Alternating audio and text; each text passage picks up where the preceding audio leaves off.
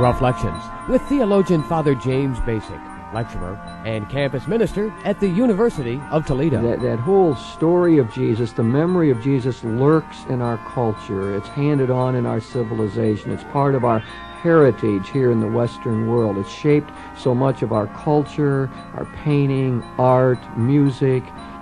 Today on Reflections, Father Bacik talks with Jeffrey Grubb, who is chairman of the Religious Studies Department at Lourdes College. Father Bacik and Dr. Grubb will discuss The Last Temptation, cultural images of Christ. And now, here is Father Bacik. Jeff, you and I have had some interesting conversations in the past on theological matters, and so I'd like to pursue another one. I'd like to use the movie The Last Temptation of Christ to prompt some thoughts about Christ and the impact of Jesus on our culture today. As I start mentioning The Last Temptation of Christ, we remember the great furor that surrounded the movie when it came out. I'm really not so sure how many people ever saw the movie. I know I took a poll at one of our masses on campus, mostly collegians present, and almost none of them had seen the movie. A couple of them had gone to it, and I remember a couple telling me they wanted to see it and discuss it afterwards, something we haven't got around to yet. But my general perception is that it really hasn't been that big or made the impact that many people feared. Do you have any sense of that? It wasn't in town very long here in terms of the run of the movie, and when we went, my wife and I and a couple of friends, there were maybe 5 or 8 other people in the theater. I didn't have a sense that it was a major box office attraction. I wonder if how the fundamentalist critique of the movie has influenced that. I mean, my sense is that the number of people who did go see it was increased by the fact of all the free publicity that the movie got.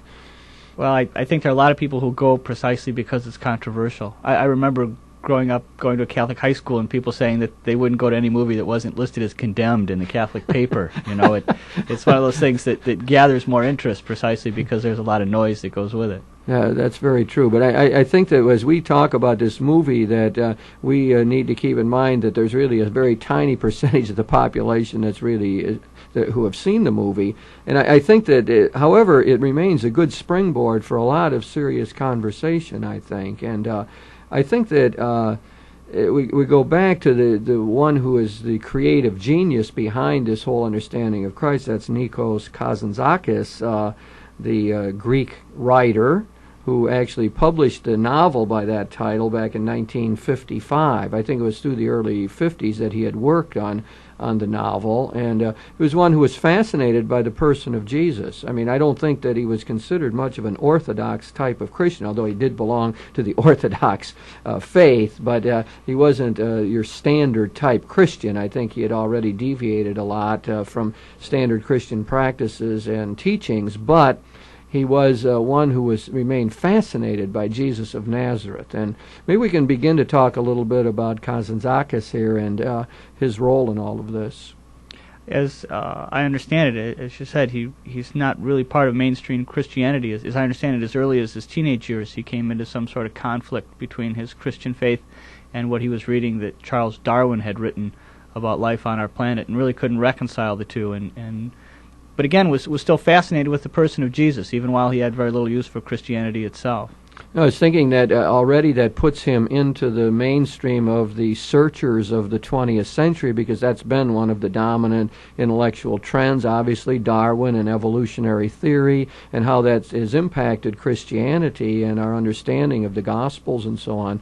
And so that's where I begin to locate Kazantzakis here, is as a searcher, as one who's passionate about life, who's trying to figure out what it's all about, trying to reconcile, and this, as you bring up, evolution and Christianity, an ongoing debate, one that was taken up by the Jesuit visionary Teilhard de Chardin, putting science and religion together. And I think there's many people today who feel that in their bones. I mean, we have a lot of people who grown up and with a rather simple faith and a simple understanding of the Bible, and they encounter evolutionary theory, and they say, well, what does that have to do with the 7-day creation motif that we get in the Bible, 6 days of creation, 1 day of rest? I mean, how does that fit in with the whole evolutionary theory of things? So Kazantzakis gets located, I think, right away in the mainstream of the searchers in the 20th century. as you say, he's a very passionate man, and like many people in our century, there's a sense that Jesus is somehow a key to making sense of our individual lives, of human existence. They're not sure how, but there's something when you read the stories, when you try to come to an understanding of who Jesus is, there's something that rings true in people's hearts. And then from that ringing true, then you move backwards to trying to see how Jesus speaks to the 20th century, or how to reinterpret Jesus to make him speak to the 20th century. I think that's a process that goes on all the time historically, and I think you've isolated an important idea there. That whole story of Jesus, the memory of Jesus, lurks in our culture. It's handed on in our civilization. It's part of our heritage here in the Western world. It's shaped so much of our culture, our painting, art, music. All of that influenced. The very foundings of our country have echoes of the gospel in them, and the message of Jesus. So that it continues to reverberate throughout all of history, and in the individual heart that's picked up. It's hard to live in this culture without some memory of Jesus getting into your mind and heart. And then if you begin to take it seriously, then you have to, I think there's questions that arise. But there's sort of a haunting memory of Jesus. I never used that phrase before. I like that. It's a haunting memory of Jesus may be the way of thinking of Kazantzakis. He couldn't get away from it. And he kept thinking, Christ has something to say to me about my life as I'm trying to get it together. And as Kazantzakis writes his book, that haunting memory, he tries to translate it into Greek terms. If you read the text, if you read the book, everybody in it's a Greek.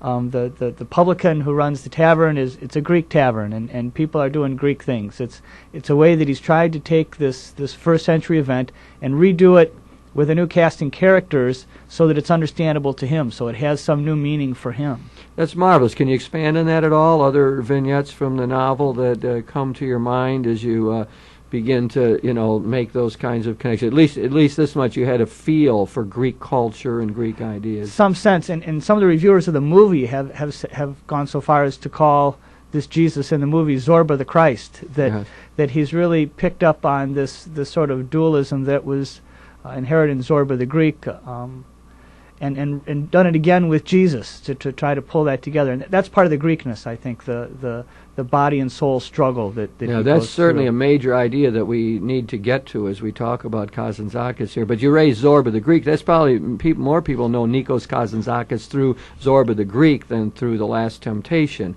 Although it did make a big splash in the United States when it was translated, I think in the late 50s or around 1960. There were a lot of sort of avant-garde type people who were reading the book at that time, but many more people know his thought from Zorba the Greek. And I mean, that was quite an interplay there. I mean, Zorba, I think represented much of Kazantzakis' own philosophy, that idea of seizing the moment. There's a line from that is sort of on the edge of my consciousness that I'm going to try to say, and I probably don't know if I remember it exactly, but Zorba comes upon an old man who's planting a tree, and as he looks at me, he says, "Why is this old man planting a tree?" He asks him, he says, "Well, I'm planting the tree because I live as though I would never die." And Zorba's talking to the boss. He says, "Oh, boss," he says, "that's strange." He says, "Because I live as though I would die any moment, and that is why I am free." It became part of Kazantzakis' own philosophy of life, I think, which is much of the existentialist literature of the 20th century, the importance of death, of facing death, of sensing the tragic side of life, but that would be the catalyst for freedom. That if I'm able to set the boundary of death, if I'm able to see it goes that far and no more, I live as though I would die at any moment, and that is why I am free. I'm free to seize the moment, to make the most of the present opportunities. Anyway, that was one of the bits of philosophy that I remember from the play Zorba the Greek. The focus on the will, of the choosing in the midst of the absurdity of life, it seems to be terribly important. And you see that in the film, where Jesus finally comes to some awareness of his mission, and he says, I'm supposed to willingly die.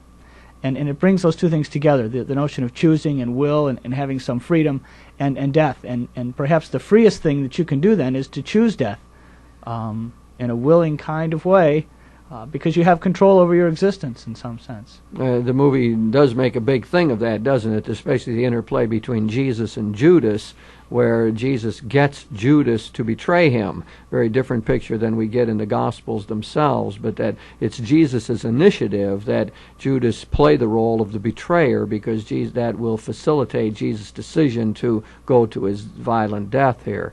So it raises other questions about the fidelity of the movie to the gospel tradition, but it highlights your point, it seems to me, about this clear decision and involving others in your own project. I found it odd that coming out of the film, the character that I liked the most in the movie was Judas. Mm-hmm. Judas was the strongest figure. Judas was the most likable somebody, and he's the one that really brought everything together and made it work. It wasn't Jesus in this particular Well, there film. were interactions between the two where he was clearly the stronger figure, had it more together, had a clearer purpose in life, and so on. And I'm sure that's very disturbing to many people. Your perceptions of that are probably shared by others, and I think some people, when they would see that, would be extremely offended by that, since the whole reading of the Gospel says that Judas was the weaker character and the betrayer, and one who really couldn't handle the adversity. He would be contrasted with Peter, for example.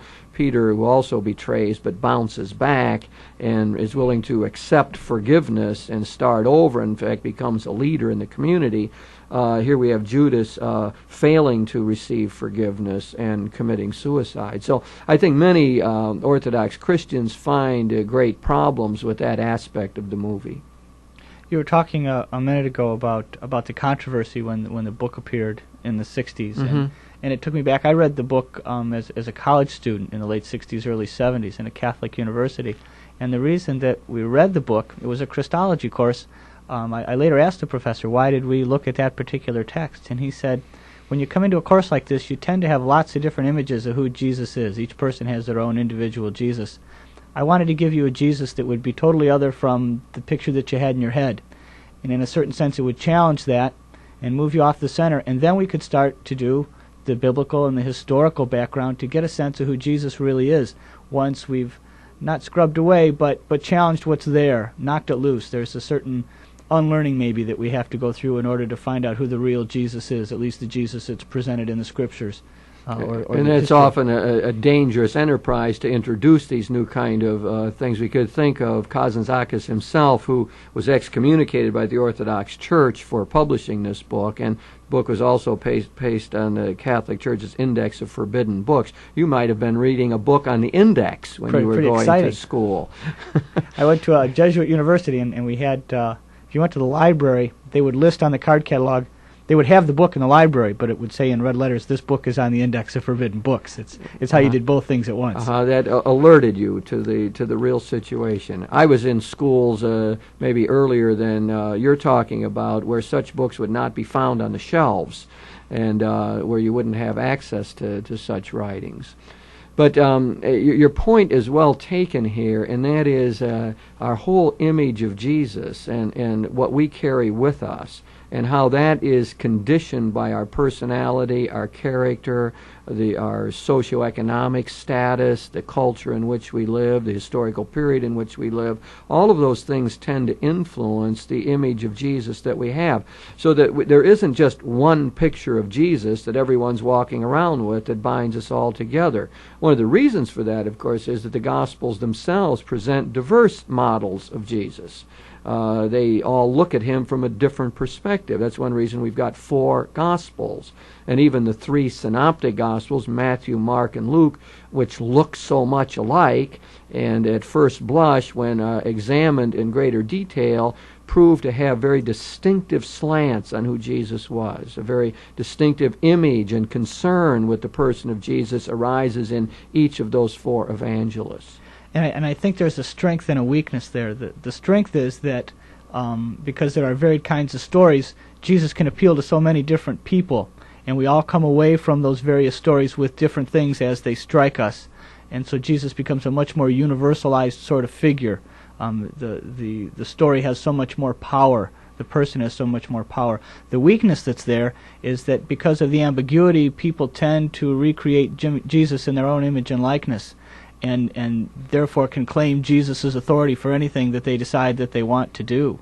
That's an important interplay that you've got there, and it raises the part of the meaning of this last temptation of Christ and how we need to look at it, because what we've got here is an interplay between the image of Jesus that Kazantzakis has in his mind, using Jesus, I think, a lot to solve this body-soul distinction that you talked about before, and the Jesus of the Gospels. So it seems to me that a healthy outlook keeps an interplay between the two.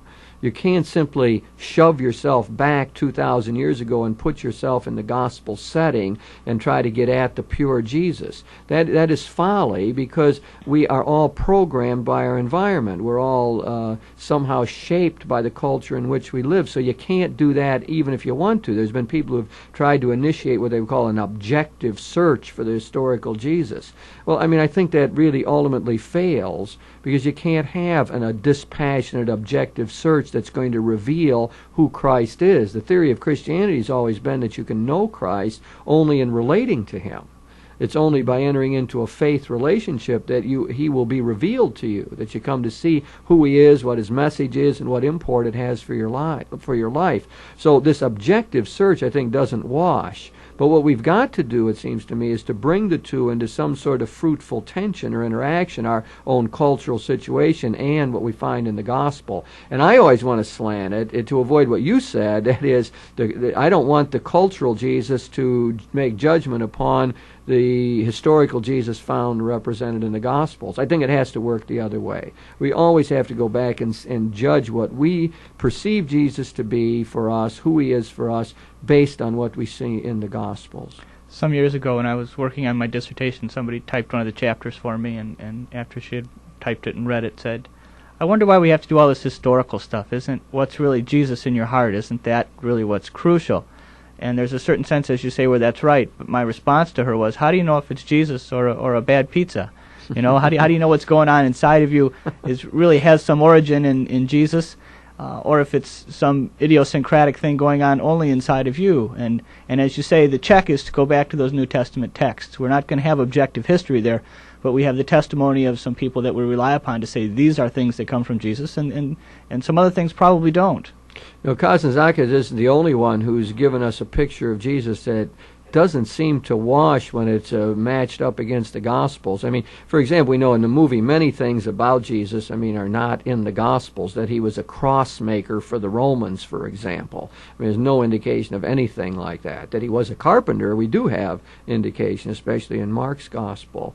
There's a lot of other things in the movie that just don't really make it when you look at the Gospels themselves. So, but Kazantzakis, and I wonder if do you want to point out any more of those that come back to your mind before I go on to make my not within the film point. itself. The role you've already brought out, the role of Judas, which doesn't seem to be faithful to the Gospels. Probably, I don't know if there's other things that people need to be alerted to or not, but. Anyway, it's not just historically accurate in that way. It's not a historical film. Yeah, no. It's not meant to be. What we've got is a recreation on Kazantzakis' part, a creative recreation of how Jesus affected him. And I think once you see it at that level, it's not so odd. Because to get back to your strength side of this thing, that's what we all do in a way. We all, any of us who take Jesus seriously or His message always filter it through and see it in a way that helps us solve our own problems, or helps us deal with our own concerns, or helps us sort out our own experience. That's how we do it. I don't think there's any other way to really interact with Jesus. So that's totally natural. So if your problem right now is suffering, and that you have all kind of crosses to bear in your life, well, when you read the Gospels, what will jump out at you is Christ who carries the cross, Christ who goes to His death. And that lingers in the culture. I was giving a talk recently to a group that was about 3/4 white and maybe 1/4 black. And I noticed that when I in my Christological section of the talk, when I began to bring out the various themes of Jesus, when I talked about the suffering Christ, I got a lot of verbal responses from the black members in the audience. Amen, brother, tell him, Rev, etc. And you could just see that's built into their perception of Christ. Why? You have a history of suffering. I mean, people who were slaves and people who have been locked out of economic opportunity, how else are they going to read the Gospels than to see Jesus, who was friend of the outcasts, friend of the poor, advocate for those who were down and out, the one who came to liberate the captives and preach the good news to the poor, the one who carried a cross, was misunderstood. I mean, you just have to see that part. There's no other way to read the Gospels. It still resonates in their mind and heart. As you mentioned earlier, this has been going on all through history. Maybe a couple years ago, Yaroslav Pelikan, the great Lutheran historical theologian, published a book called Jesus Through the Centuries. And you can find Jesus the rabbi, and he takes all these different themes and trots them out. Jesus the monk, almost Jesus the soldier in a certain sense, looking at Jesus from particular points of view. So that this goes on in our own time is simply an extension and a continuation. What I found interesting, I found a magazine called American Heritage. I'm not real familiar with it, but in its November 1988 issue, there's a really nice article by a man named Patrick Allett, and it's called The American Christ, and it trots out it's a nice overview of lots of different American ways of looking at Jesus. Some people have decided that he was really a socialist. A man named Eugene Debs in the first part of our century wrote a book called Jesus, the Supreme Leader. And what Jesus was really about, Debs said, was setting up a working class movement to overcome the haves in our culture. And Jesus is really the beginning of that. Upton Sinclair, the novelist, Main Street, is that one of his major novels? In 1922 put out a book called They Call Me Carpenter, he did a similar kind of thing, according to Mr. Allett, taking Jesus and translating him, putting him in blue-collar kind of situation and speaking against the haves in our society. On the other side, there was a man named Bruce Barton in 1924, and the 1920s were a time of great economic expansion in our country. The book, The Man Nobody Knows, talked about Jesus, the advertising genius, and that the 12 apostles were really the finest marketing executives that ever were. And the reason that they were so successful was that they really believed in their product. That's marvelous. Those are great ideas. It reminds me of some of the other founding figures. We could think of Thomas Paine, who spoke badly of Jesus, or at least of Christianity, and was excoriated for that. Thomas Jefferson, who picked up a very ethical Jesus, who had a lot of trouble with the miracle stories of Jesus and resurrection ideas and so on, but was very taken by his love ethic and his moral teaching. And so I think that was pretty common in that Enlightenment period at the founding of our own country. Those people are often called deists in their outlook. Not much room for transcendence, but a lot of interest in the ethical Jesus, the teacher of love, the defined example of how you would treat other people. So you could look through our American history, and that would be good. That is a study I think we could use more of, because it would probably tell us more how to understand ourselves and our own culture. There was other people who identified Jesus with capitalism through Andrew Carnegie, I think, was another one who wrote along that line, and Jesus becomes sort of the buttress for the capitalistic system. And if you follow Jesus, you're going to figure out how to make money and be wealthy and move up the socioeconomic ladder. So we see all of these things, and I guess as we begin to look at that, we go back to the kind of thing you were saying before, that there's an interplay between the Jesus of the Gospels and the culture in which we live, and you need a little critique in there. I mean, any one of those models that you put forward without a dialectical critique, without some opposite viewpoint, is going to get distorted. I mean, Jesus as the capitalist, I mean, is pretty far out when you read the Gospels and try to open your mind to the way Jesus associated with outcasts and so on, and had a special love for the poor, was himself poor, had no place to lay his head, and so on. You've got a tough case to make here. I mean, that begins to get a little further out. Now, the people today who want to see Jesus as a political revolutionary and so on, well, they got their own problems as well. I mean, with the fact that Jesus didn't seem to really take on any violent approaches to overthrowing the government. He wasn't a zealot and so on, and nor did he really try in a straightforward, clear way to overthrow the religious establishment. I mean, now there's revolutionary themes in what he had to say, but I'm trying to take the other side of it. While you can't say Jesus is a capitalist, I don't think you can say that he was a prefigure of Che Guevara either, who went into the hills and wanted to use weapons to establish the kingdom on earth. Americans are so practical and pragmatic, we tend to move almost immediately to the realm of ethics or action. And I think one of the big mistakes when we approach the figure of Jesus is to make him immediately an ethical figure. And it's do this or don't do that, and then we can prop up various kinds of systems, be they economic or political or whatever. We lose track of the New Testament assertion that Jesus is essentially a religious figure who comes to deliver a religious message. There's good news that we're already acceptable to God. And out of that good news, there are moral sorts of repercussions, moral implications. But when people quote Jesus, they like to go immediately to love one another. That's an implication of what's going on. But the heart of his message is that the reign of God is at hand. Repent and believe the good news. That's a religious message. And we Americans tend to go immediately to the practical and the pragmatic, and if things seem to work out all right on the bottom line, and when we're being selfish, when they work all right on the bottom line for me, then that must be what God really wants, and we fail to hear and see the religious underpinnings of all of that. That's a point very well made, and it shows very practically in our own culture how we can get certain distortions into our understanding of Jesus. And I think that is, you and I deal with young people very often. They have no sense of Christ as the divine person in our midst, or of the making an ontological difference in the world, but they're very attuned to his ethical teaching because that's what immediately appeals to them. That certainly is the case. And I think back to Kazantzakis there, that's a little bit of what's going on there. That's part of the reason I think that Jesus is so appealing to him, because of the things that Jesus does. I think he wants to move away from some of the things that Jesus says, and maybe that's why Jesus comes out looking so muddled in the film, because he's got to drop a lot of that stuff out. It doesn't fit philosophically with where he's coming from, and so that's got to disappear.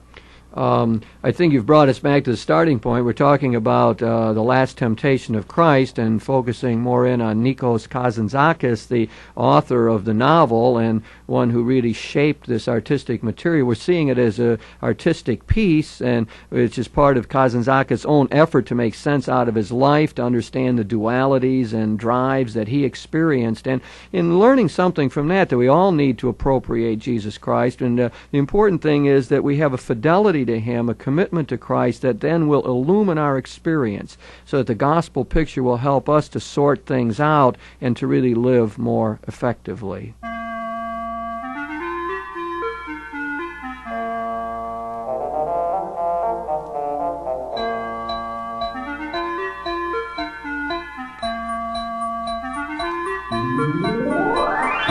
You've been listening to Reflections with theologian Father James Bacik, lecturer and campus minister at the University of Toledo. Today, Father Bacik talked with Jeffrey Grubb, who is the chairman of the Religious Studies Department at Lourdes College. The topic of this week's Reflections was The Last Temptation, Cultural Images of Christ. If you have any comments on today's show or suggestions for future programs, please write Father James Bacik, Catholic Campus Ministry, 2086 Brookdale Drive, Toledo, Ohio, 43606. Funding for this program was provided by the Catholic Communications Commission of the Diocese of Toledo.